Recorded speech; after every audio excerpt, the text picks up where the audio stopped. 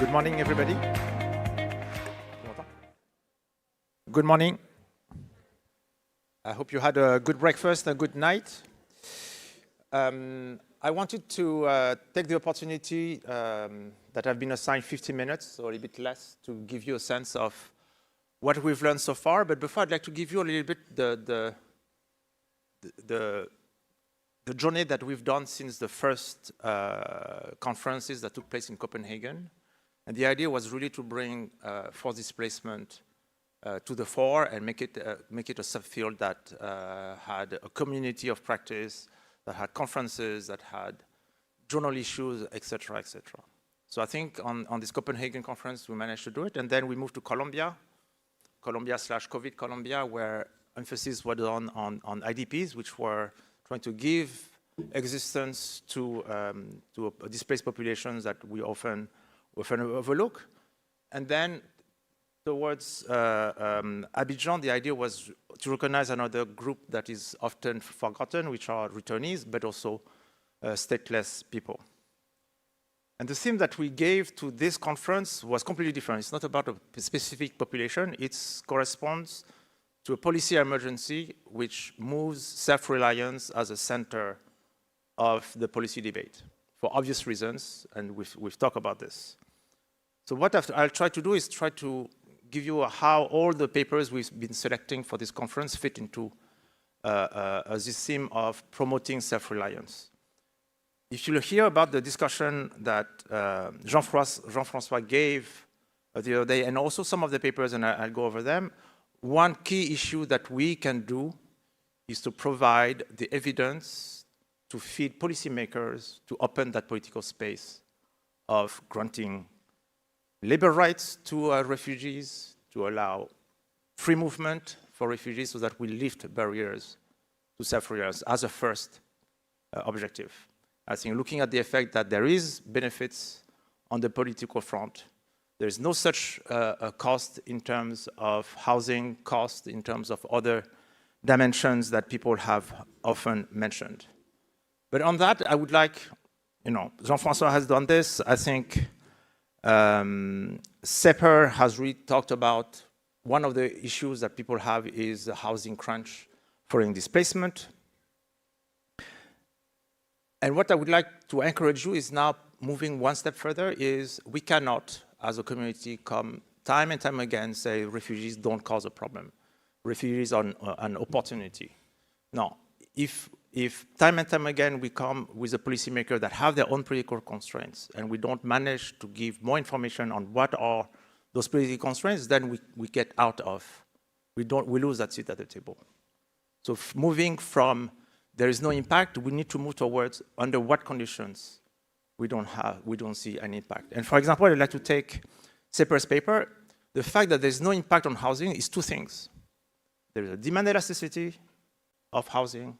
and there's a supply elasticity of housing. And it happens to be the case that one offsets the other. And this is important to do because this is the next step of, it's not just whether or not there is an impact, it's under what conditions there is an impact. And if there's a risk that the impact is negative, we need to be able to make complementary policies. And in your case, we know what I learned from your paper is that when the supply elasticity to wages is very inelastic, then the impact of the inflow is going to be less than otherwise. Policy implications, move people where there is a shortage of labor. So I really encourage you systematically to move one step further. Let me take another paper. For example, Shelby. I think there's a very interesting, I didn't hear the word income elasticity, but what you're showing is there's no labor supply elasticity with respect to income, but then there is an increase in credit. So what does it mean? It means that people are taking a very high interest rate credit. One step further, if we have policy in mind, what we need to be able to think is, maybe it's not about cutting aid, it's moving grants to loans as an alternative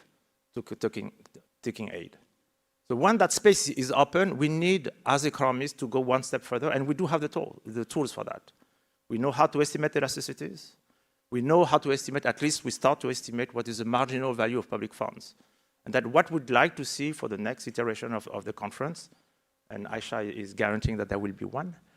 We want to be able to get deeper in that debate of not only do we want to open the political space for self-reliance, but we need to provide the tools for policymakers to know how to do it. Cash versus e-vouchers, whether we provide cash grants to firms or we provide it to households. What are the complementary policies we want to do? We don't have only one instrument, which is cutting aid. We can prioritize it, we can target,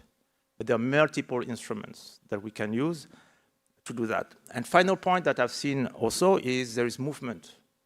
So when we'll have prioritization, which will happen, is the different opportunities to go in different places will change. And I was glad to see that there are papers that look at what are the incentives of people to move. Because refugees will vote with their feet. And policymakers need to know to be able to anticipate that. So I'm not insisting on this paper because I'm also putting a proposal in the JDC call for proposal on specifically this issue, but it's very important that we understand the behavior of refugees and what are the market forces that drive their welfare. And the field is moving, it's maturing in a sense that we move from this works, this doesn't work, towards under which conditions, and I think we're at that cusp of trying to move and using the economics toolkit that is at our disposal. So I think I have not anticipated what I'm going to say tomorrow for the day of today, but keep in mind this, we need to move research in that field, like the paper that on the Rohingya that Maria was presenting yesterday, needs to help policymakers open the space to make difficult decisions and help them design the policies on the transitions towards a lot of aid, towards less aid through self-reliance. So I wish you a good day for today and an exciting conversation.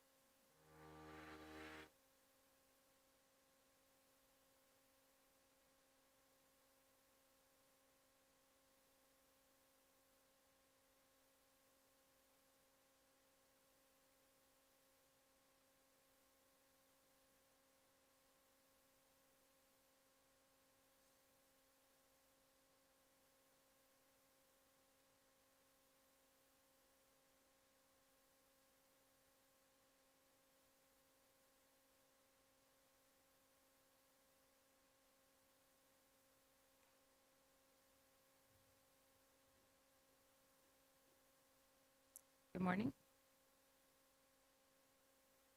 Good morning to our session, Self-reliance.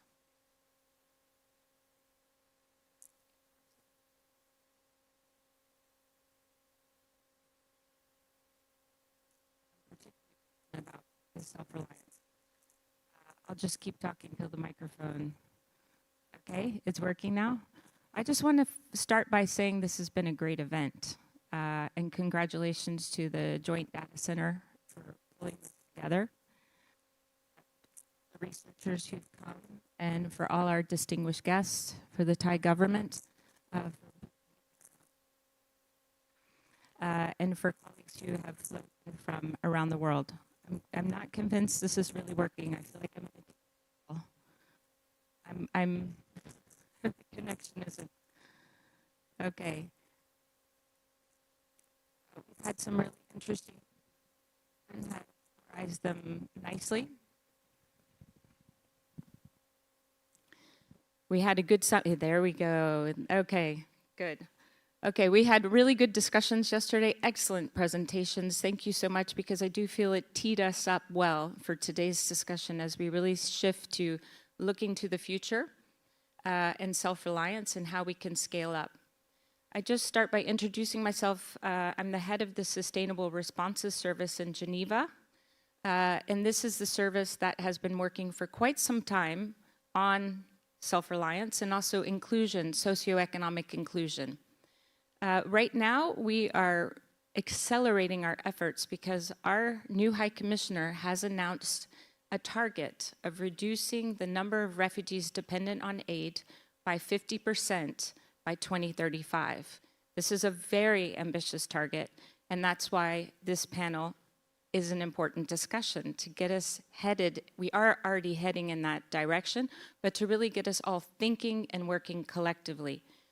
Self-reliance, as I mentioned, is something I personally feel passionate about. I have worked for UNHCR for more than 25 years, and when I exchange with refugees, most often, and particularly today, what they tell me is they want that right to work. They want to earn income. I have been told so many times by refugees as well, and one in particular who is a refugee leader in Mauritania, I can be a donor too.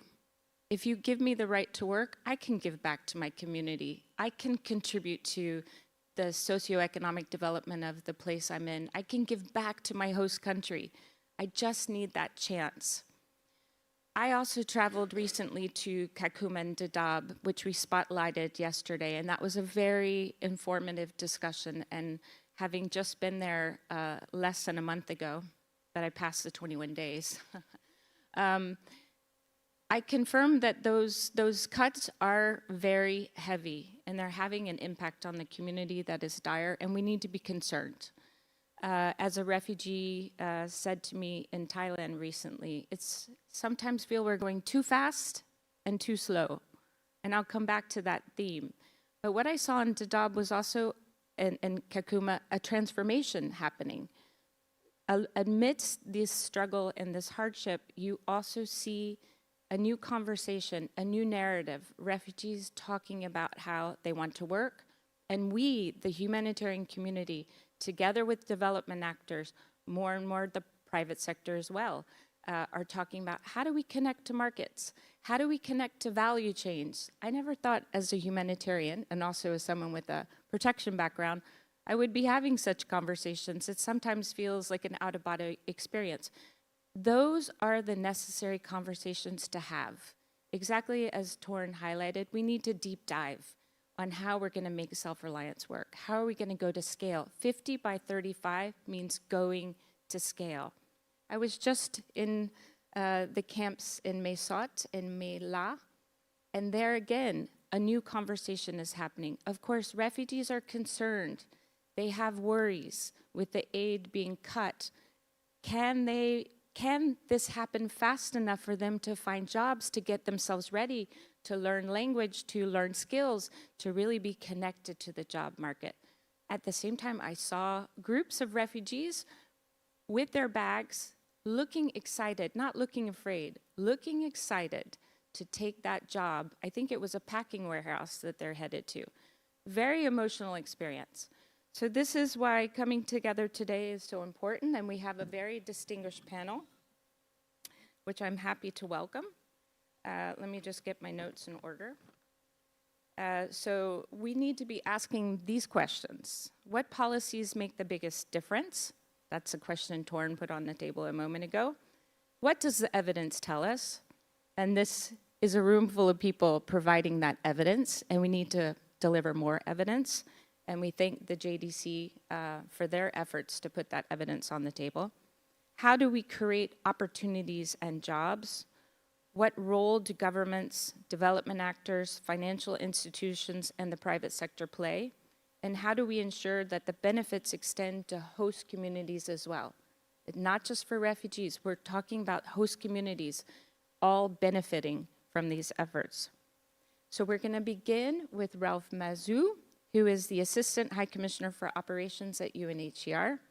He will share with us how UNHCR is translating the 50 by 35 target into concrete action and what it takes to advance economic inclusion in countries that are already hosting large refugee populations. We'll then hear from Passakorn Bunyalak of the Royal Thai government. He is the Deputy Permanent Secretary of OCDP in the Ministry of Interior. Welcome, thank you for coming. Thailand, your intervention is so important because you have taken the brave decision as the Royal Government of Thailand to expand opportunities for refugees to participate in the labor market. We'll explore how these reforms came about and what they might mean for refugees, host communities, and the broader region, and working with us, the international community. From the World Bank, I don't see her, but she's online, so she must be half asleep. But we're really delighted to have Maria Eugenia Genoni, whose work has helped shape much of the evidence based on displacement, poverty, and economic inclusion, so this point on data. She will help us understand what the data is telling us with regard to jobs, self-reliance, and the economic impacts of refugee inclusion. And we're also joined, it's such an honor to have you, Ananya Basu from the Asian Development Bank. You will bring a regional perspective, which we need, what enables self-reliance in practice, and how development actors can support governments in adapting successful approaches across different contexts. Then in the second half of this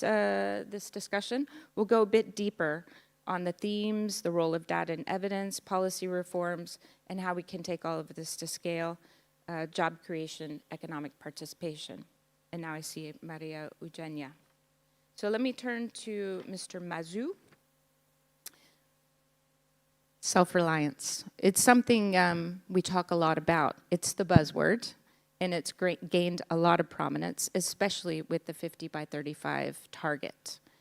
What concrete actions is UNHCR taking to translate this ambition into reality? And how are you working with host governments that have already absorbed significant costs in hosting refugees to go even further with economic inclusion? Critically, what is the role of development partners, donors, and the private sector in sharing the burden and creating the right incentives? Mr. Mazou. Thank you very much, Madam Eyster.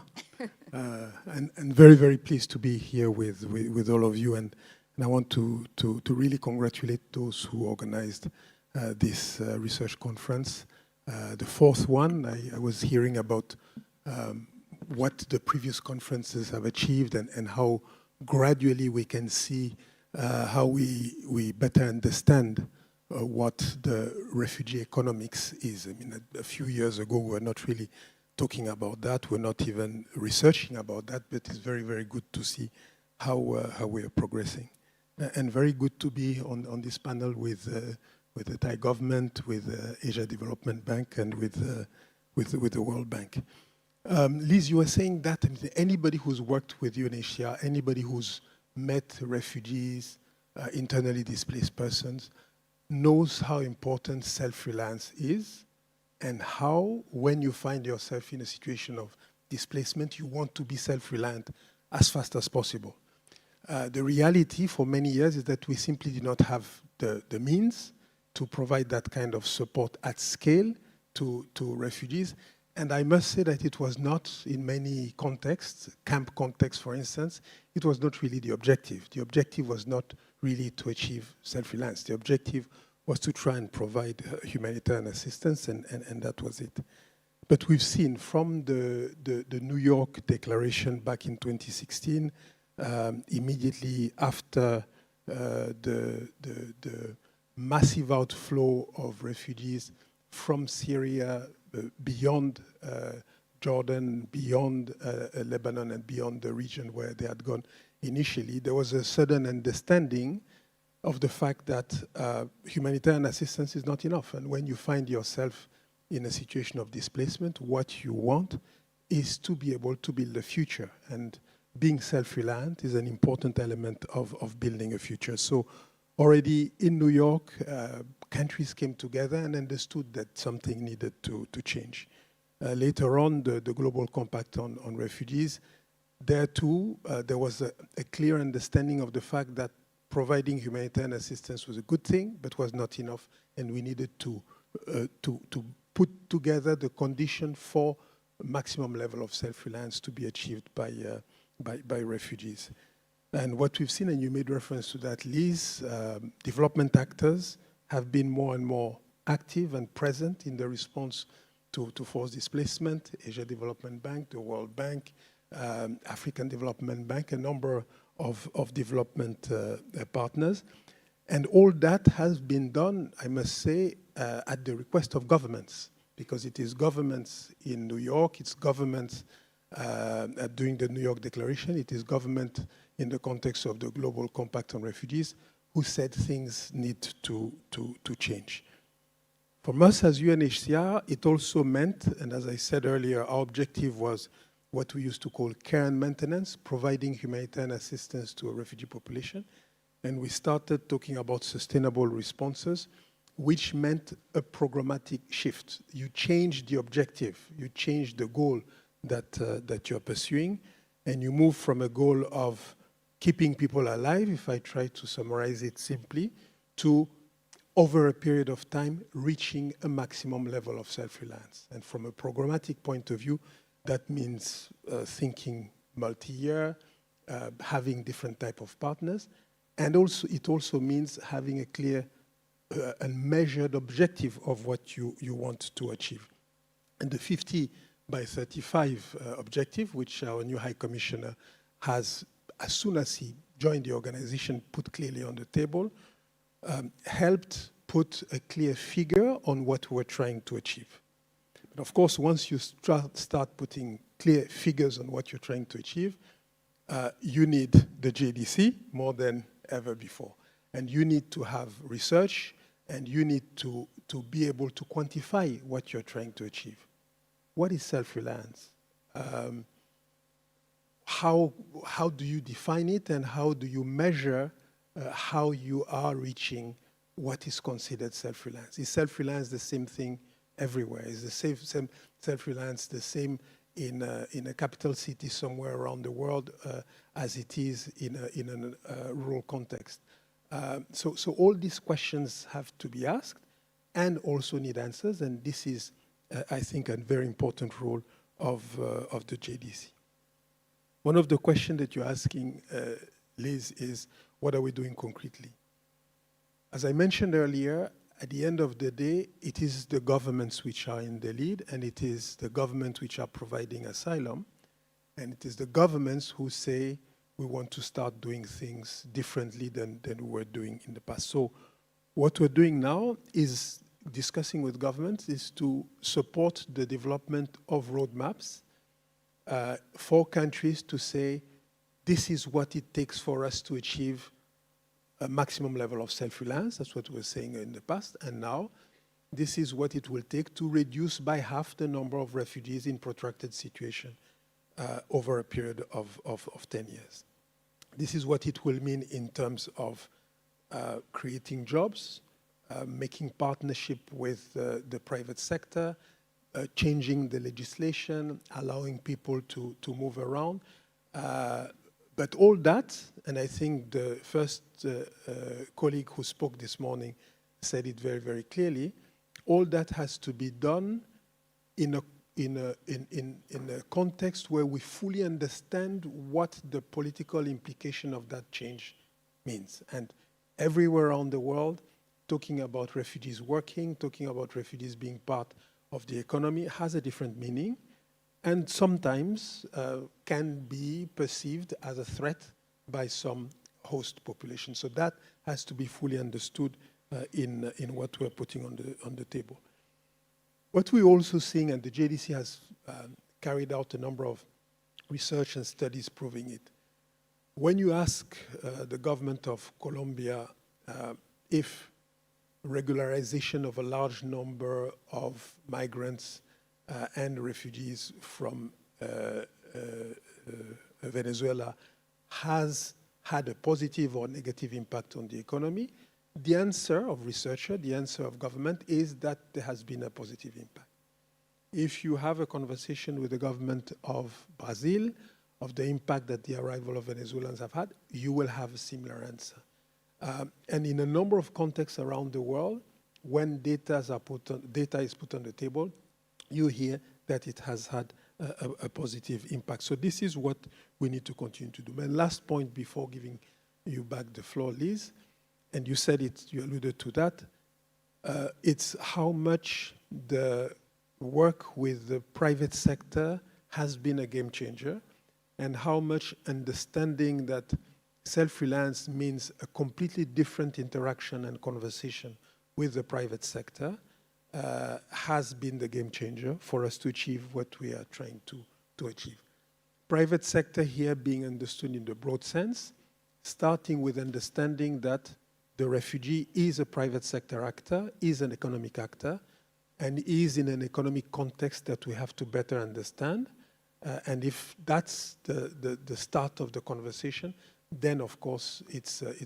a clear paradigm shift, and this is what we're trying to do now. Back to you. Thank you so much. That was putting us, heading us in the right direction, especially as you referred to the important role of government. And now we are going to pass to the Deputy Permanent Secretary. Before I do that, I just want everyone to know that there is interpretation in the room. So English to Thai is channel 5, and Thai to English is channel 2. Yes. Okay, I will proceed with the question for the Deputy Permanent Secretary, Mr. Passakorn Bunyalak. Thank you so much for coming. We're quite excited about what you have to say. The Royal Thai government has recently passed a new resolution that is opening access to legal work opportunities for refugees. In this context of an aging population and labor market needs, how is this approach supporting Thailand's national development priorities? And what lessons are emerging so far, particularly as you shift from assistance to self-reliance? Please.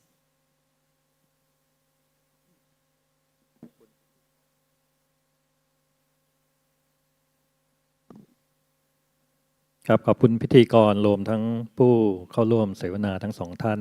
นะครับรวมทั้งผู้ร่วมสัมมนา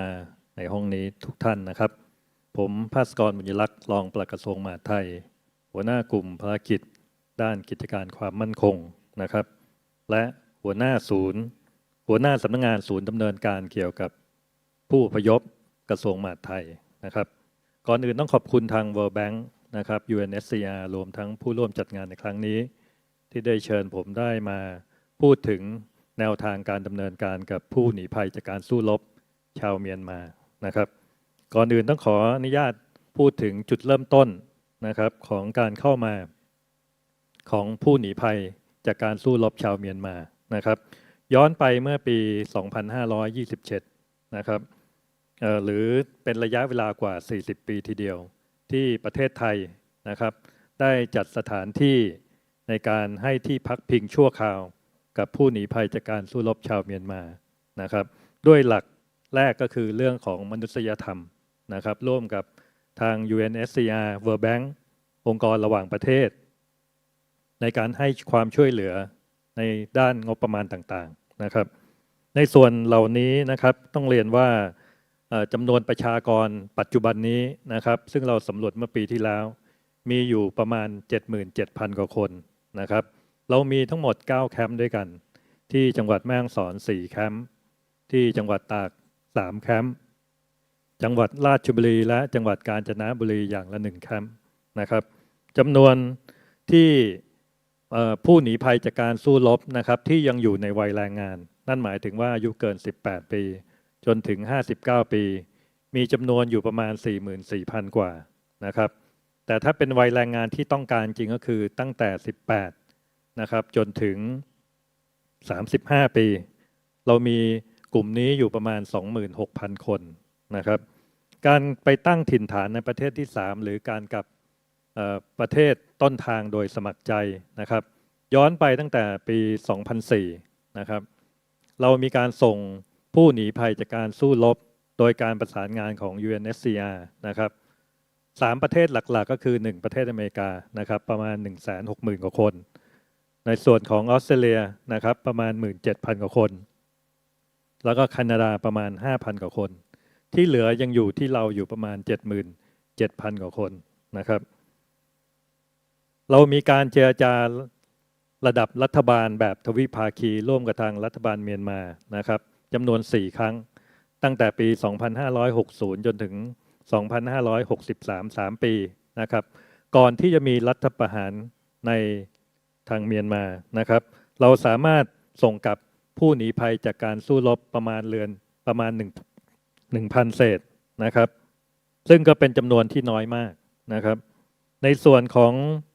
มติล่าสุดของรัฐบาลไทยนะครับได้มีการอนุญาต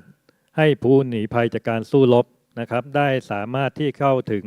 สิทธิในการทำงานต้องเรียนว่าเมื่อก่อนเนี่ยผู้หนีภัยมานะครับเป็นปัญหาด้านความมั่นคงกับประเทศด้วยเรากันพื้นที่ส่วนหนึ่งนะครับเพื่อให้ผู้พักพิงได้พักอาศัยแต่อย่างไรก็ตามเนี่ยจะมีการจำกัดสิทธิ์บางประเภทเช่นไม่สามารถออกมาจากค่ายได้นะครับแต่อย่างไรก็ดีเนี่ยเขาอยู่กับเรามา40 กว่าปีนะครับจำเป็นที่จะต้องให้สิทธิในเรื่องการให้ความช่วยเหลือในด้านต่างๆนะครับสาเหตุหลักต้องเรียนตรงๆเลยว่า1สมัยก่อนเราได้รับงบประมาณจากองค์กรระหว่างประเทศในการให้ความช่วยเหลือไม่ต่ำกว่าปีละ 1,500 ล้านนะครับแต่ปัจจุบันนี้เราโดนตัดลดงบประมาณนะครับประมาณ 60-70%นั่นหมายถึงว่าจาก 1,500 ที่เคยได้เหลือแค่600เท่านั้นเองนะครับตัดไปกว่า900 ล้านบาททีเดียวซึ่งเหล่านี้เนี่ยงบประมาณที่ได้มาก็คือจะต้องดูแลผู้หนีภัยจากการสู้รบทั้ง 77,000 คนนะครับไม่ว่าจะเป็นเรื่องอาหารการกินเรื่องการสาธารณสุขนะครับเรื่องอาชีพต่างๆที่เราต้องอัพสกิลให้เขาอยู่ตลอดนะครับนั่นก็เป็นปัญหาหลักนะครับที่ได้เรียนให้ท่านทั้งหลายได้รับทราบว่านโยบายของรัฐบาลเรามีมติครม.นะครับเมื่อสิงหาคมปีที่แล้วที่จะส่งเสริมให้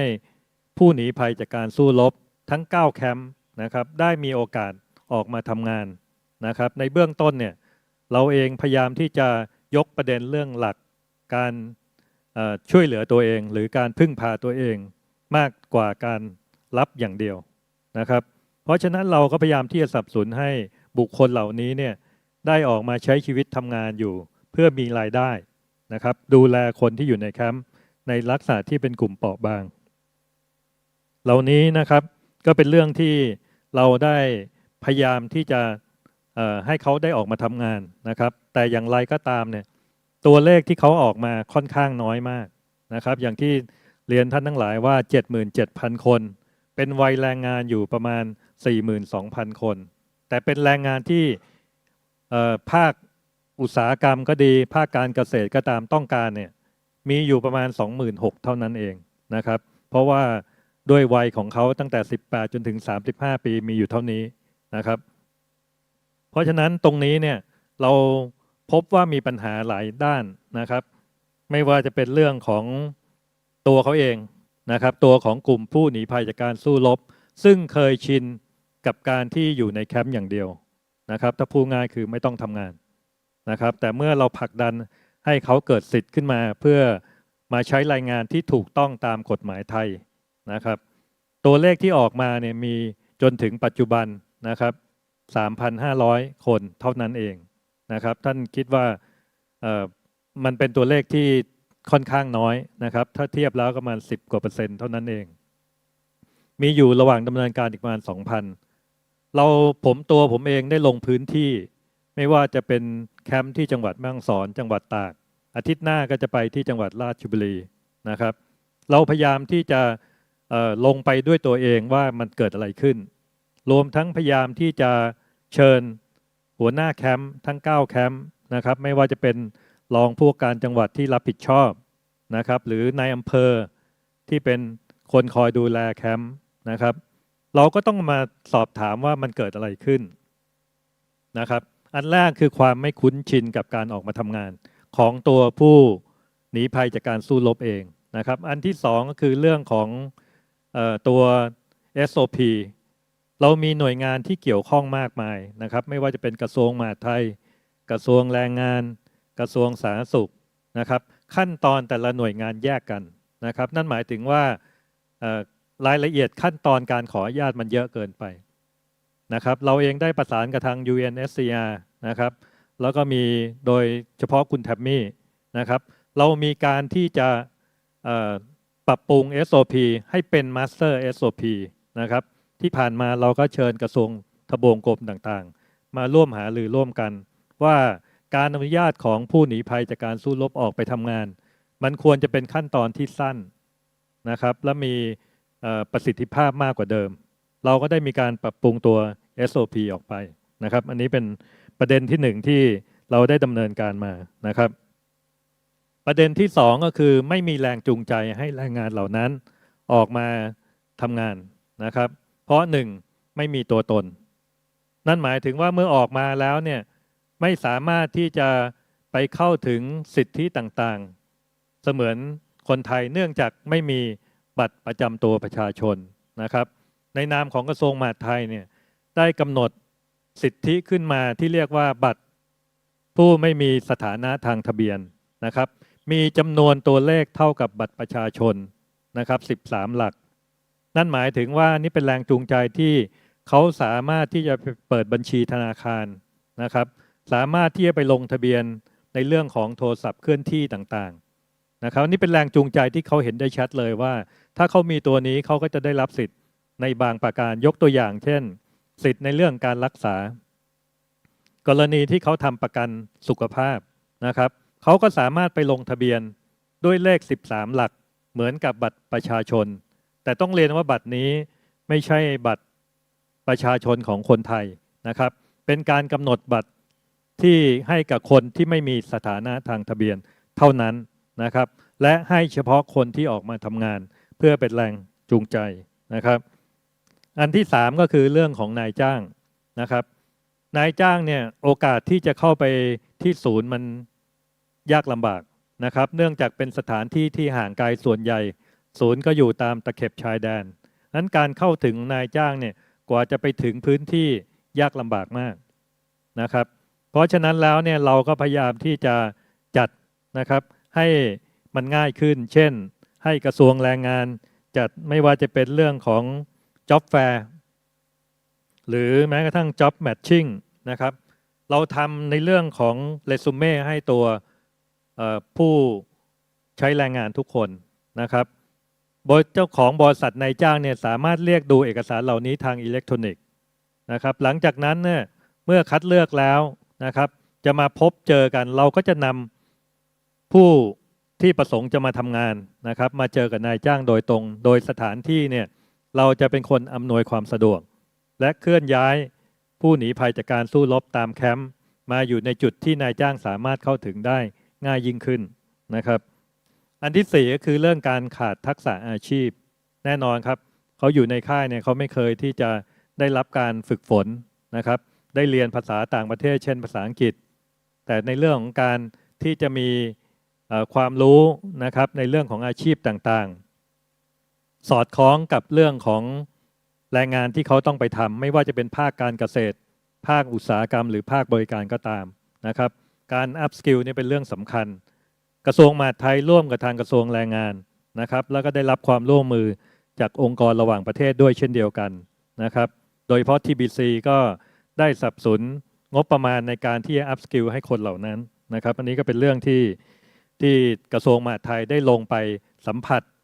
นะครับและเห็นว่าเป็นปัญหาอุปสรรคโดยตรงนะครับซึ่งเราก็พยายามนำปัญหาทุกปัญหามาแก้ไขนะครับและหวังว่าตั้งแต่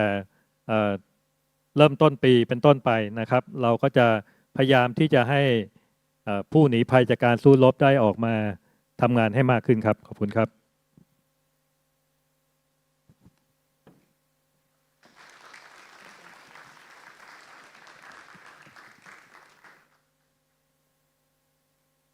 Thank you. That was truly insightful and many moving pieces. So a brave decision of Thailand and many many steps unlocked for the way forward. And we'll come back and ask more questions. I will now turn to Maria Eugenia, pardon.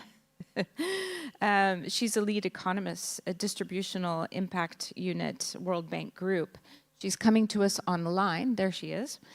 Maria Eugenia, we know the World Bank prioritizes the importance of job creation in low and middle income countries. Jobs constitute a significant element of self-reliance. That's how you reach self-reliance, through jobs. From the World Bank's perspective, what policy and financing incentives have proven most effective in encouraging governments to extend national job creation schemes to refugees? And can you give us concrete examples where doing so has generated real economic benefits, not just for refugees, but also for the host community? Over to you. Thank you, Liz. Good morning, everybody. Can you hear me well? Yes, we hear you perfect. Oh, excellent. Well, it's a real pleasure to be part of this session. And again, sorry I cannot be there in person. Let me start with something that shapes how the World Bank thinks about this. And I think a key point is that the World Bank not necessarily supports governments to design job creation strategies specifically for refugees. We have designed them for everyone. So the focus is making sure refugees, as it was mentioned before, are fully part of the country's economic life. And this has a couple of implications. Of course, the bank is quite deliberate about the role of the state. We recognize public works have a value, they're useful safety nets in specific moments, but the lasting jobs come, as it was mentioned, by the private sector, which includes the refugees as well. It's the citizens, the communities, households. And what governance can do is create the right conditions for jobs to be created, which is delivering sound regulatory environment, investments in infrastructure like roads, energy, water, and investments in people, through particularly health and education. And these are the three pillars, just to summarize, of what the World Bank calls the jobs agenda. Now, when we think about displacement contexts, I think there is a fourth element that this standard job framework doesn't really fully capture, which is that humanitarian actors have a real influence over, and is the design of assistance itself. And the assistance that is flexible, that allows people to move where opportunities exist, that definitely very clearly supports the jobs agenda, but assistance that limits mobility, that is delivered in areas with very little economic activity, that creates a tension with development goals. And so I think more and more, it's very clear, but I think it's becoming imperative that both the humanitarian and development sides are completely fully aligned. So you asked me about a few concrete examples. Let me just go to something more specific. I think Colombia is one of the clearest cases, and the Venezuelan displaced people were given access to labor market on the same terms as Colombian nationals. The bank's analysis showed that once they had a legal status, their incomes went by about 31%, and their consumption by about 60%. But what that analysis also shows is that the impact on Colombian workers was minimal. That social cohesion held and the tax base also grew. So by the end of 2023, about 2 million Venezuelans had been regularized under the temporary protection statute and this worked because in a way, this was designed as an economic inclusion strategy, not as a humanitarian response. And this is an important takeaway. Uganda shows also a very important lesson, a different mechanism. It's a whole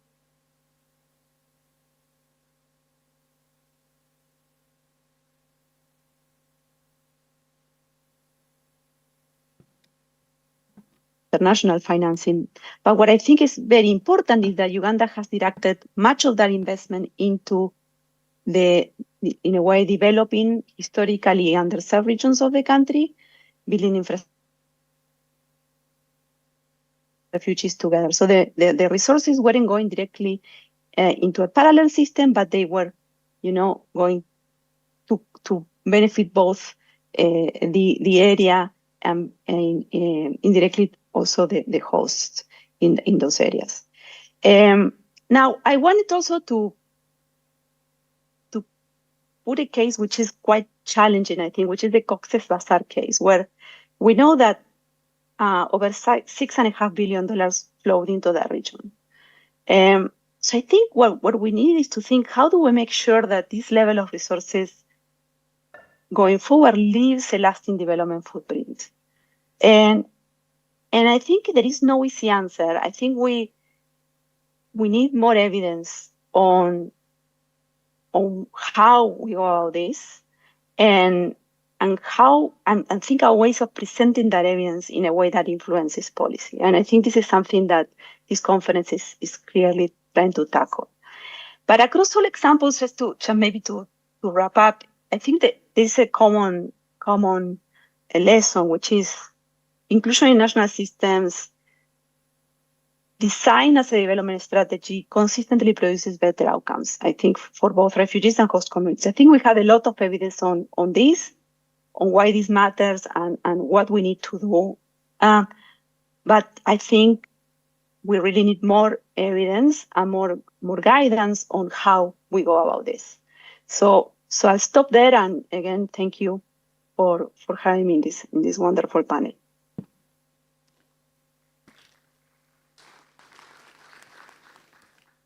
Thank you. That was excellent and quite rich to get the conversation going as well on data, but also the changes that need to be in place with regulatory frameworks, infrastructure investments in human capital, and the more sensitive topic, but one that's becoming an imperative, on mobility, and then pointing in that important direction that clear benefits are coming with inclusive policies and the right to work. I will now turn to Ananya Basu, Deputy Director General, Climate Change and Sustainable Development Department at the Asian Development Bank. The regional development banks play a key role. The IFIs are strategically important to make this shift happen. Regional development banks often design and deliver strategies, I would say always, that consider the specific context that in which these strategies are implemented. So we can't take a one-size-fits-all. It really has to be adapted to the context. So can you tell us about some situations in which you are working that have the potential to increase refugee self-reliance? And from a regional perspective, what are those enabling conditions, legal status, freedom of movement, as Maria Eugenia just referred to, access to finance? How have these proven transferable across different country contexts? And where does the one-size-fits-all approach break down? Thank you, Liz. And first of all, thank you to the organizers for organizing this session. It's a pleasure for me to be here and a privilege to be on stage with such distinguished panelists. I was not here yesterday, but I did get a flavor of what transpired, and I'm very happy to be joining the sessions today. So thank you, Liz, for that question. Of course, as you yourself said, one size fits all does not work. So even aside, if you step aside from refugees and displaced people for an instant, we do not apply the one size fits all. We always apply differentiated approaches. And very recently, we've prepared our new approach for fragile and conflict-affected situations and small island developing states. This approach is online, available online, and there's an action plan also attached to it, where you will see that we are, in all instances, trying to apply context-specific approaches. So it might take the form of differentiated procurement or differentiated staffing, differentiated approaches to capacity building, etc. And the reason I say this is that this obviously then translates over to our strategies towards refugees and displaced persons. So there is no unique agenda that could work. And in fact, as my panelists have said before me, we have to work with governments on this agenda. And it does depend on where the governments are also in their, in their approaches towards displaced people or refugees. We can, given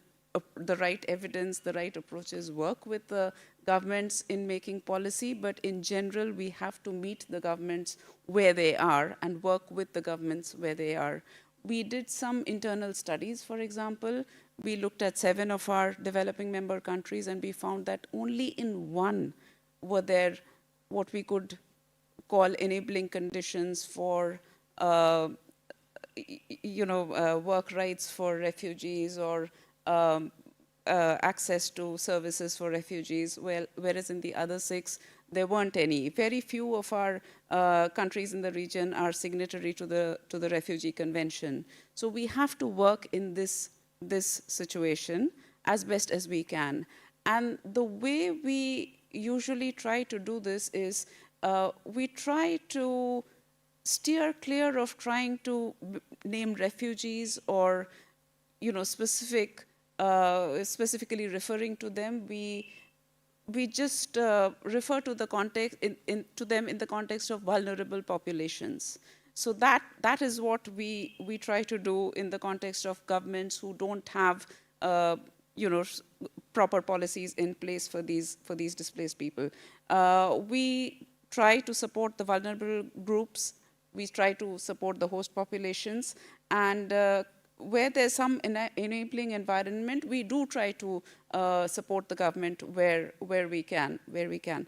I will mention 2 specific projects where we feel we've done a reasonably good job. One is a project in Armenia. We are supporting over 100,000 refugees in Armenia without actually referring to them as refugees, through the government's broader social housing policy objectives. So this is a program called the Transformative Housing Reforms for Improved Vitality and Empowerment. It's the THRIVE program. It's a results-based lending program which we have designed with the government of Armenia that will improve the social and economic conditions around housing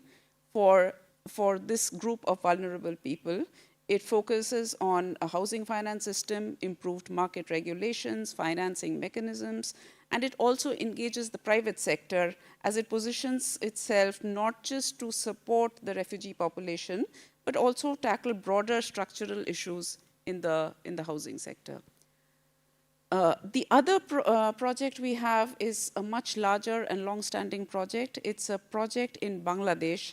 where there are over 1 million displaced people from Myanmar in Cox's Bazar. And we've been supporting this area since 2018 through various phases of support. And the last one, I think, was approved in 2025. So in that project, we support both the refugees and the host communities. We look at improving transportation, roads in that area, access to sanitation, access to education, self-reliance in terms of giving them independent vocations to work on, not quite employment maybe, but at least livelihood opportunities are offered to the people there. So those are the 2 major projects that we have. Under the Asian Development Fund, which is our equivalent of the IDA, we also have some provisions for support to refugees, but that hasn't been drawn down too many times. This Cox's Bazar is the only example that I can think of. The other thing, of course, when we design our projects, we have to keep in mind the difference between refugees and internally displaced people. So I think last we counted about 27 of our developing member countries host refugees. 16 or so of them have also got internally displaced people due to conflicts. 12 of them have got internally displaced people due to disasters and natural hazards. So the internally displaced people are usually slightly better off in terms of access to work because they are at least citizens of that country. So they have their rights to education, their rights to work, their rights to livelihoods and access to finance, etc. But so again, that's a difference that we try to take into account when we are designing our projects. But again, the issue of evidence is extremely important, because what we need is for governments to think of the displaced people or the refugees as not as competition for their own people, but as additional resources, maybe to fill labor shortages, maybe to open businesses, maybe to expand the consumption base or the tax base. And that is where we need more evidence from programs which are succeeding, like the program in Thailand that we just heard about. So maybe I'll stop here. Thank you.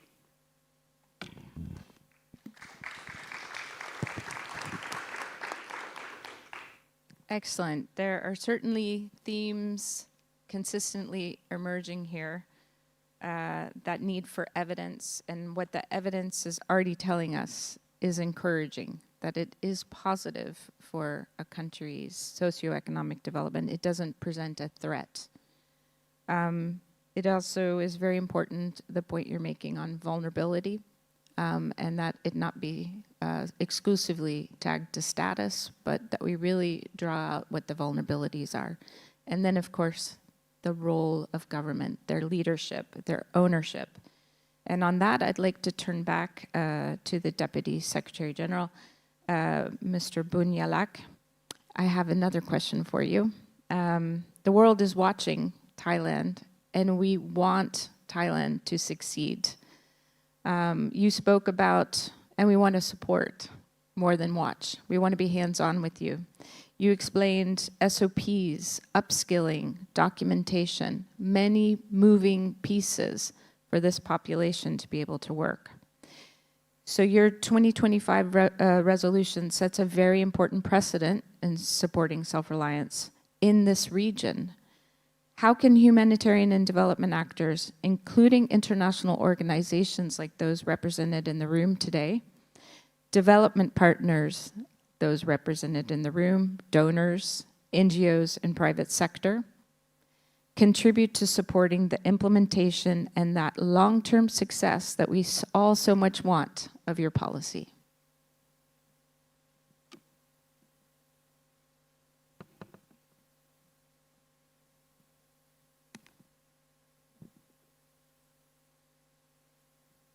ครับสำหรับคำถามนี้นะครับจริงต้องเรียนว่ามติครม.เมื่อปีที่แล้วนะครับเป็นจุดเริ่มต้นของการเปลี่ยนถ่ายนะครับในเรื่องของการให้ความช่วยเหลือเป็นการพึ่งพาตัวเองนะครับเราต้องการที่จะให้การพึ่งพาตัวเองของผู้หนีภัยจากการสู้รบชาวเมียนมาเป็นไปอย่างยั่งยืนกระทรวงมหาดไทยมีแผนนะครับที่เรียกว่า Master Plan นะครับ3 ระดับด้วยกันระดับแรกนะครับก็คือการส่งเสริมสนับสนุนให้ผู้หนีภัยจากการสู้รบนะครับโดยเฉพาะกลุ่มที่ใช้แรงงานนั่นหมายถึงว่าประมาณ 42,000 กว่าคนออกมาทำงานให้มากที่สุดนะครับเพื่ออะไรครับเพื่อเป็นการดูแลตัวเองนะครับจากการที่โดนตัด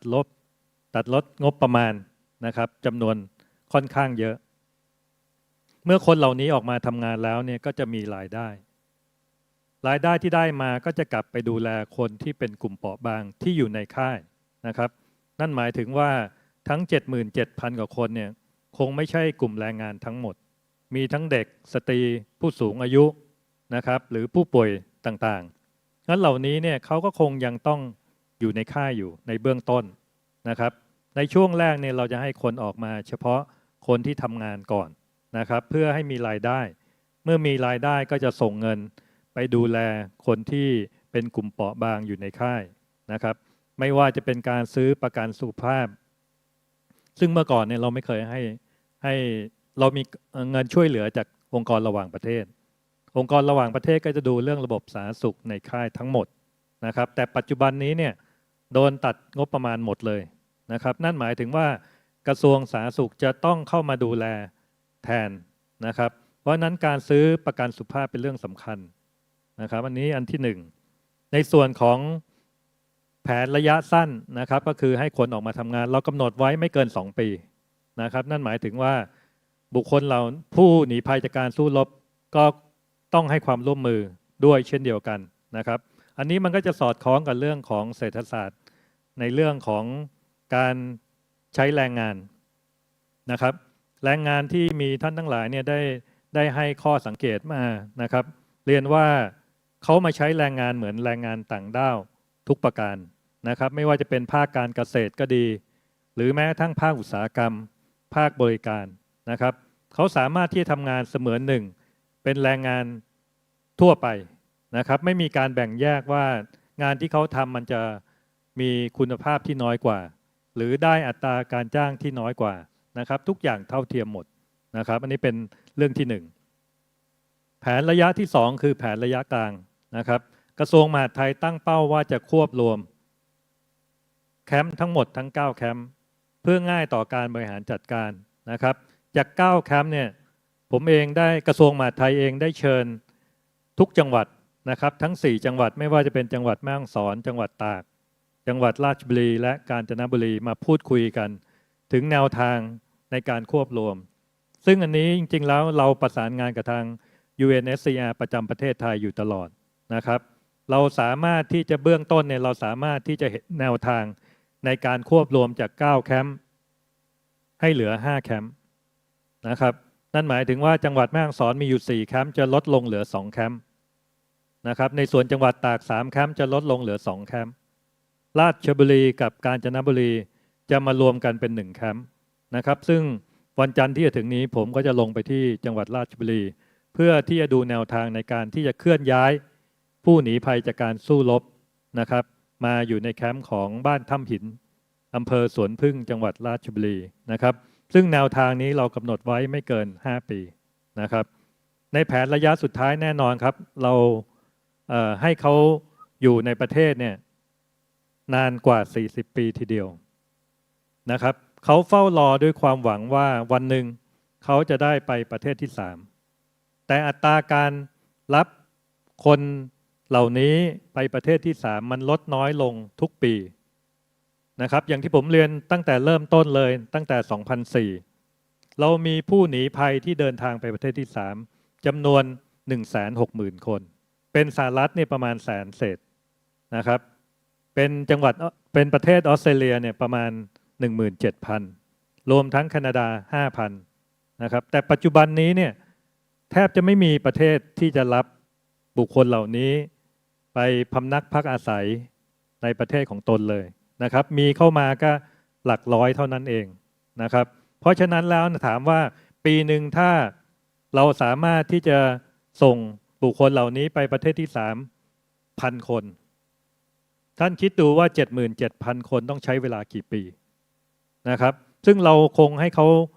อยู่อย่างไม่มีความหวังก็คงไม่ได้นะครับกระทรวงมหาดไทยเองวางมาตรการแผนระยะยาวนั่นหมายถึงว่าสิ่งที่ทาง UNHCR ก็ดีนะครับหรือแม้องค์กรระหว่างประเทศในการให้ความช่วยเหลือก็อยากให้ท่านช่วยกันดูว่าเราจะเพิ่มโควต้าของประเทศที่3ได้อย่างไรแน่นอนครับประเทศไทยเองก็คงไปเจรจาโดยตรงไม่ได้ก็คงต้องผ่านองค์กรระหว่างประเทศเช่น UNHCR นะครับอาจจะเป็นงานที่หนักสำหรับท่านที่ท่านก็ต้องเจรจาด้วยเช่นเดียวกันนะครับว่าโควต้าที่มีอยู่มันน่าจะเพิ่มขึ้นนะครับอันที่2คือรัฐบาลเมียนมาเองนะครับปกติแล้วการหนีภัยจากการสู้รบชัดเจนครับเมื่อภัยจากการสู้รบสิ้นสุดปกติแล้วเนี่ยแนวคิดในเรื่องต้นก็ควรจะให้เขากลับประเทศแต่เรามาสร้างความหวังว่าจะส่งเขาไปประเทศที่3แต่ไม่สามารถส่งได้หมดนะครับยังตกค้างอยู่40 ปีท่านคิดดูเพราะฉะนั้นแนวคิดนี้เนี่ยกระทรวงมหาดไทยวางมาตรการไว้ประมาณ10 ปีหวังที่จะให้ประเทศที่3เพิ่มโควต้าโดยการทำงานหนักของ UNHCR มีการเจรจากับรัฐบาลเมียนมาในลักษณะทวิภาคีเพื่อต้องการให้เขาดูถึงความปลอดภัยนะครับว่าบุคคลเหล่านี้เนี่ยควรจะกลับไปใช้ชีวิตอย่างสงบสุขนะครับและปลอดภัยในประเทศของตัวเองโดยความสมัครใจด้วยเช่นเดียวกันนะครับนี่ แผนที่ทางกระทรวงมหาดไทยมุ่งหวังแล้วก็คงทำไม่ได้โดยลำพังก็ต้องได้รับความร่วมมือจากนานาประเทศ UNHCR หรือแม้กระทั่งองค์กรระหว่างประเทศที่ให้ความช่วยเหลือ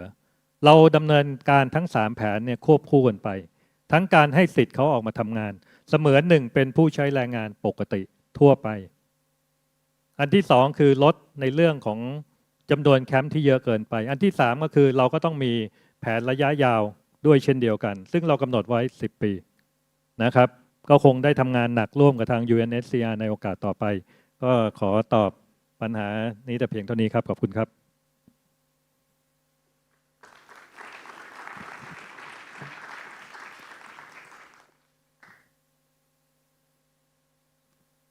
Okay, thank you so much for taking us deeper into the long-term plans with that opportunity to find employment here, to consolidate those camps, and to continue working on solutions. We haven't given up, and just to reiterate, the High Commissioner's target of 50 by 35, that 50% reduction does include solutions. Voluntary return is the solution most anticipated, and we will not give up on third country solutions as well.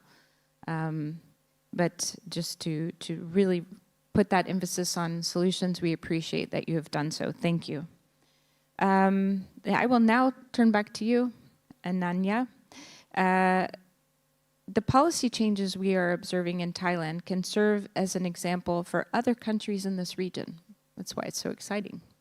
In your experience, which actions from development actors can facilitate the portability of policies and programs from one country to others in the same region?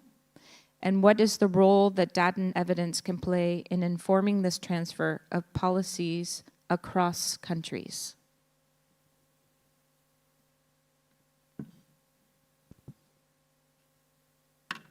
Hello. Yeah. So I think this is a really exciting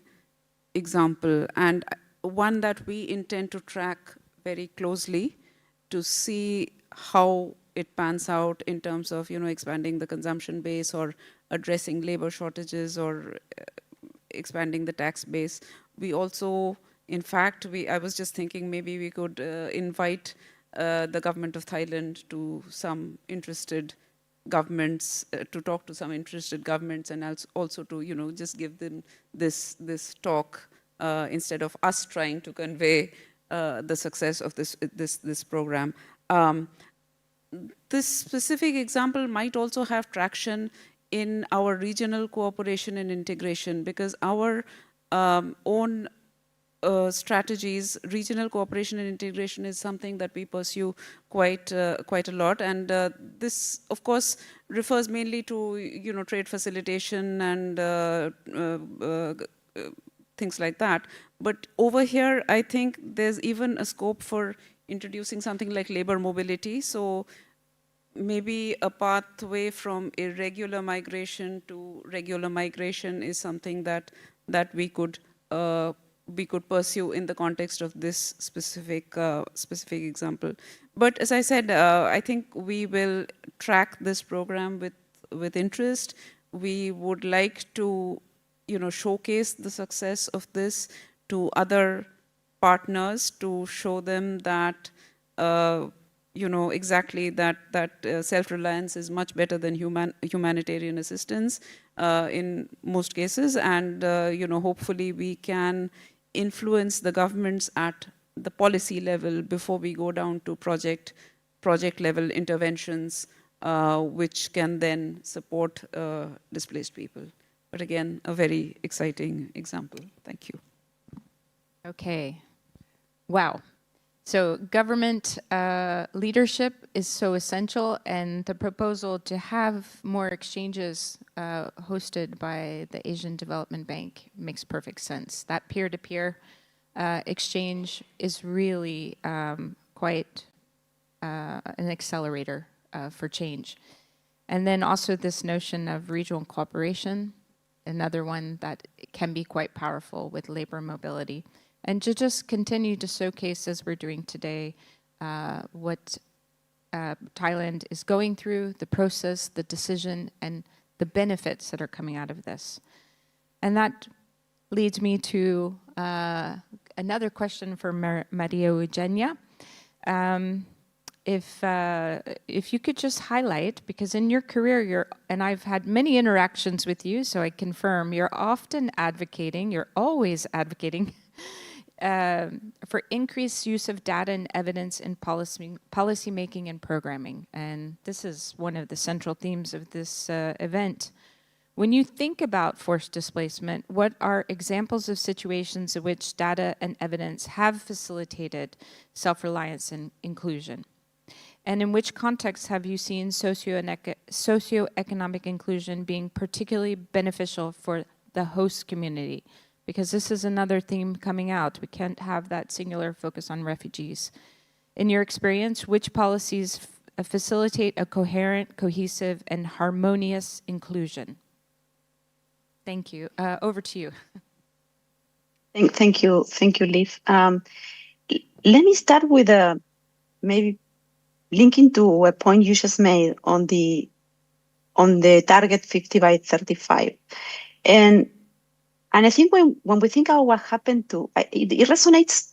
a lot to me when what happened to the bank with global poverty reduction, right? So when the World Bank made the poverty eradication its main goal, its North Star, I think, that meant developing a clear, measurable target, the SDG 1, right? I think it changed everything in the way the institution operated. It changed how projects were designed, how success was measured, and also what conversations were possible within the bank, with partners, with governance, because that was the North Star. And I think an anchor metric helped focus and created accountability. So I want to reemphasize the opportunity that this goal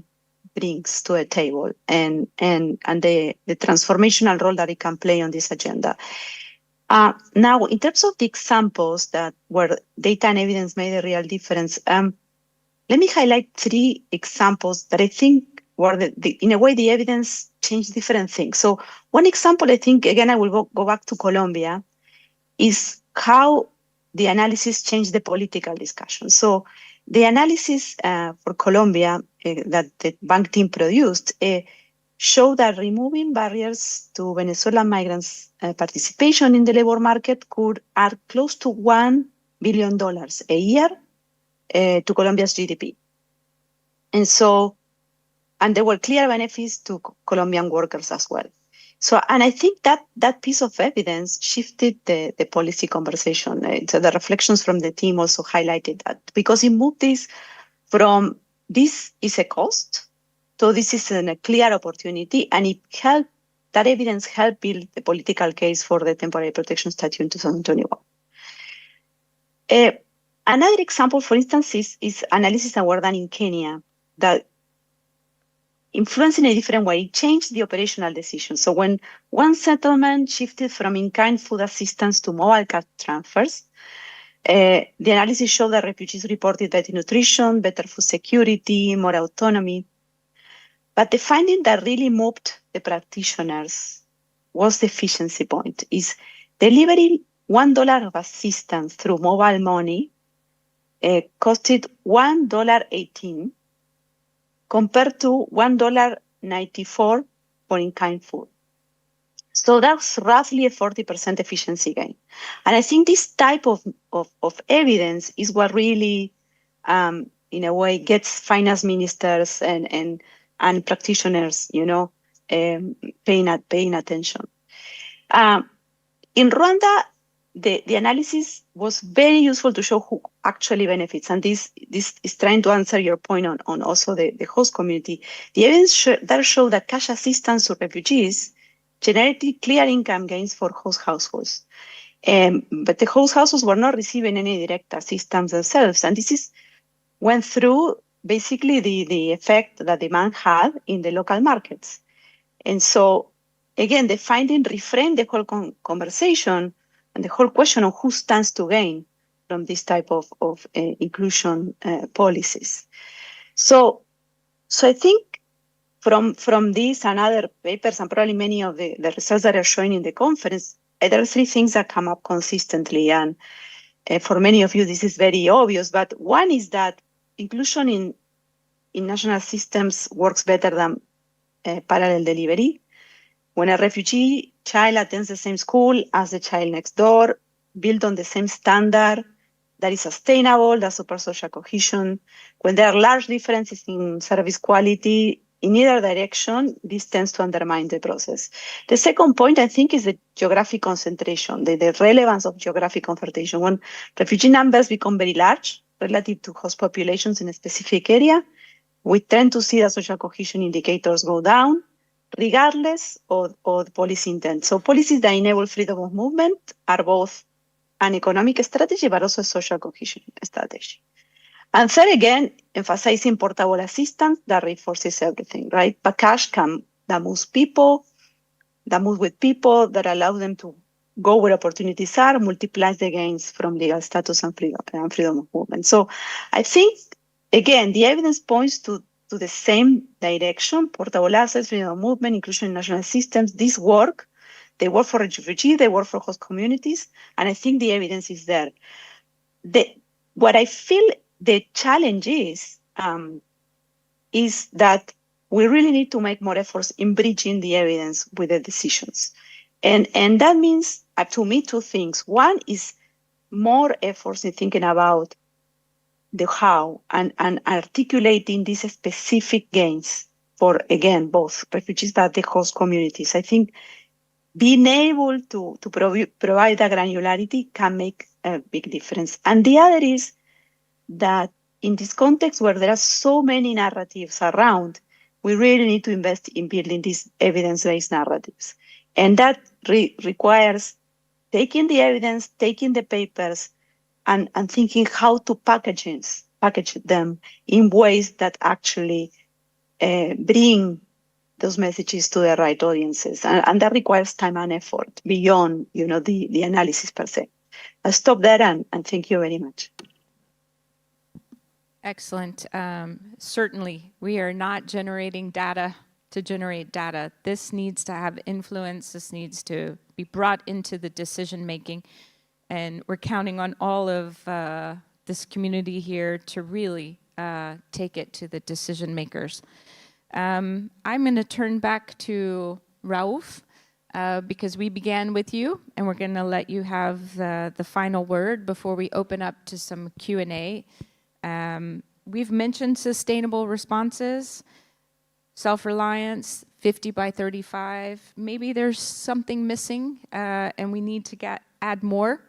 to this conversation, put a bit more focus on another topic of how we really make refugees job ready. We talked about the evidence. What's actually creating jobs? What is it that's creating those jobs? How do we go to scale? And that's missing piece, maybe, is it the private sector? Can you elaborate a bit more since you touched on that in your initial intervention, please? No, thank you very much, Liz. And I really want to take this opportunity to congratulate and commend the rural government for the very structured approach. And then you were very clear in what you're trying to achieve and really looking forward to your example being a model for the countries in the region and beyond. When I came here last year, one suggestion that was made was a trip to Brazil and to have an exchange of experience, and I would really support or want to suggest that again. On the job, and the point that was made also, it's not enough to say, okay, everybody can work, it's fine, let's go. And first, out of the 77,000 people that you have, not everybody can work, so I think it's important to underline that. And then it's important to also underline that the impact of 40 years of dependency to humanitarian assistance has created a dependency syndrome. And we have that in many contexts where we've been providing humanitarian assistance for a long time, where economic systems have been built around free humanitarian assistance being provided, to then change and then now say everybody's going to work is not something that is easy.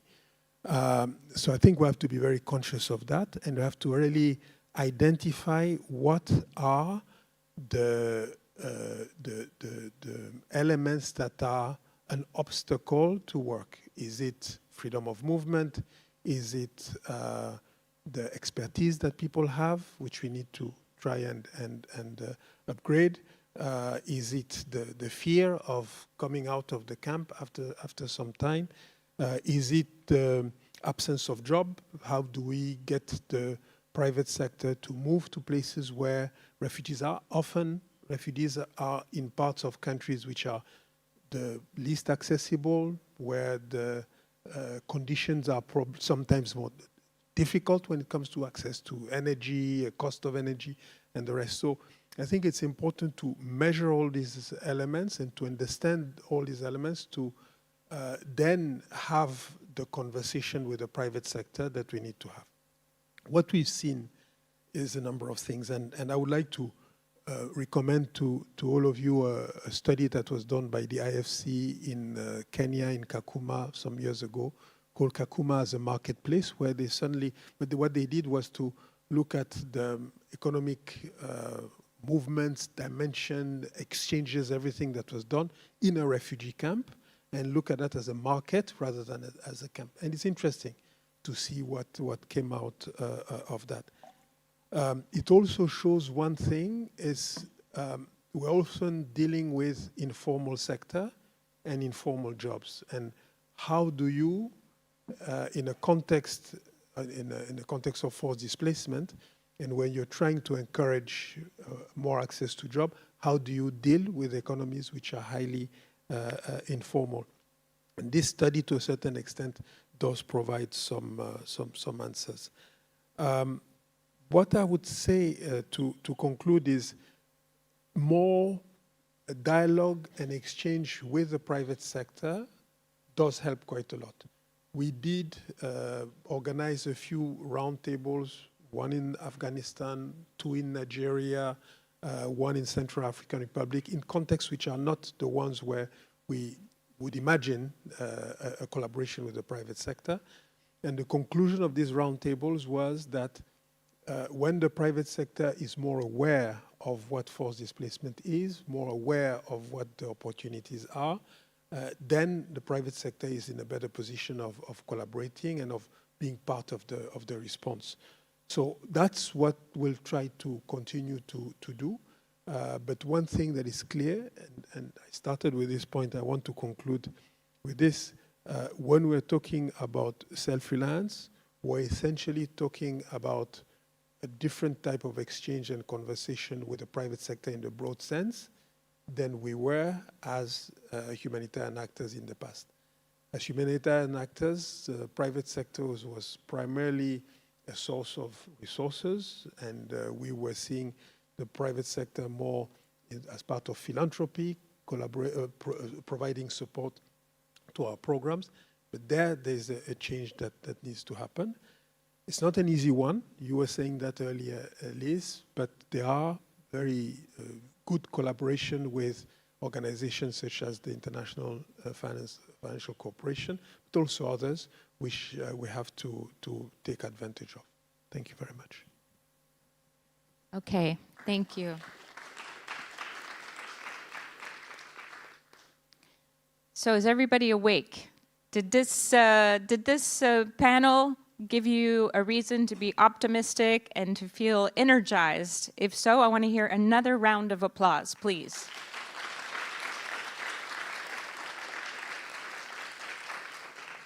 I'm energized, and I hope the energy is going to come out of your questions now. We're going to open up for Q&A, and I'm really hoping to hear from you. I know it's morning. I know a lot of ideas were put on the table, data and evidence, connecting with policy, the role of the private sector, not as philanthropists, but as connecting refugees to markets and jobs, which is exactly what the government of Thailand the royal government of Thailand is doing right now. Exactly that. The incredible importance of regional peer exchange and potentially looking at labor mobility as a larger theme for this region. So please, Come with your questions, hands up, please. Okay, great. So Sandra, do you have a microphone? Okay. So we have helpers in the room. Thank you. So we're so well organized. Go over to you, Sandra. Thank you so much. No, I first wanted to say that I was excited to hear about the new direction in which the government of Thailand is in refugee policy. I think it's a politically difficult thing to do, and so I congratulate you on taking a chance. And I wanted to say I've been working with for a long time, Maria Jose, Andres Moya, who are here, and others, and we have been working. We need microphone help.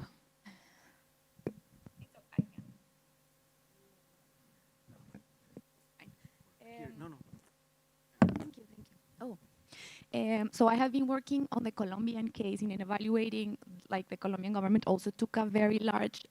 let's say, risk in regularizing Venezuelan migrants. And we have been working in this agenda for maybe 10 years now, trying to understand how it affected everything, like education, health, labor markets, fiscal policy, fiscal savings, economic growth. And I would say I would be delighted we would be delighted to share this evidence with you. We think that it could speak a lot to, it was a success in all dimensions. It has been showing savings in fiscal policy, economic growth, positive effects in the medium to long run, sustainability. Refugees are not receiving aid, they are actually working, they are joining the formal sector. So all in all, an incredible success and a great example for all the countries. And so I think this evidence that we have created can really map the road to medium income countries like Thailand. And so we would be delighted to share this evidence with you. We're available here. I would, as a team, we would be really, really happy to offer everything that we have learned there so that it could also guide your work and your actions moving forward. Thank you. Excellent. An offer to the government of Thailand to share the experience of Colombia, in addition to Brazil, a country with some very important data and evidence on the success. The next question, I saw hands go up. Yes, please. Microphone is coming.